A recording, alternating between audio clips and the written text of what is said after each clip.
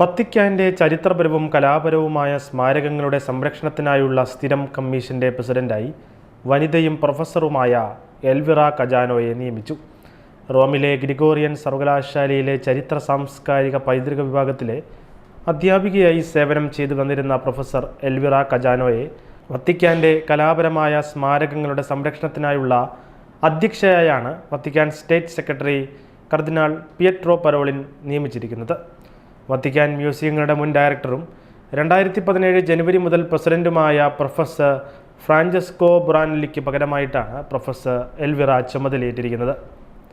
1955 May 29 പാർമയിൽ ജനിച്ച എൽവിറ സാപ്പിയൻസ സർവകലാശാലയിൽ നിന്ന് വാസ്തുവിദ്യയിൽ ബിരുദവും ചരിത്രം, രൂപകൽപ്പന, ആർക്കിടെക്ചർ മേഖലയിൽ ഡോക്ടറേറ്റും നേടി.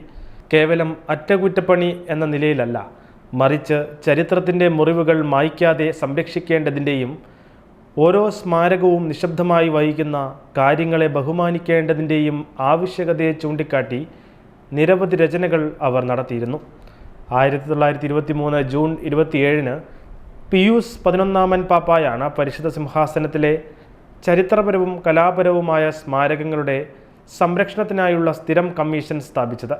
2001 വിശുദ്ധ ജോൺ പോൾ II പാപ്പായുടെ കീഴിൽ സാംസ്കാരിക പൈതൃക സംരക്ഷണ നിയമം നിലവിൽ വന്നതോടെ വത്തിക്കാൻ സിറ്റിയിലും വിദേശ പ്രദേശങ്ങളിലും നടത്തുന്ന എല്ലാ പുനരുദ്ധാരണ പ്രവർത്തനങ്ങൾ, പുതിയ നിർമ്മാണങ്ങൾ, പ്രദർശന പദ്ധതികൾ, സംരക്ഷണ ഇടപെടലുകൾ എന്നിവയിലും കമ്മീഷന് അഭിപ്രായവും നിർദ്ദേശവും പങ്കുവയ്ക്കാനുള്ള അവസരവുമുണ്ട്.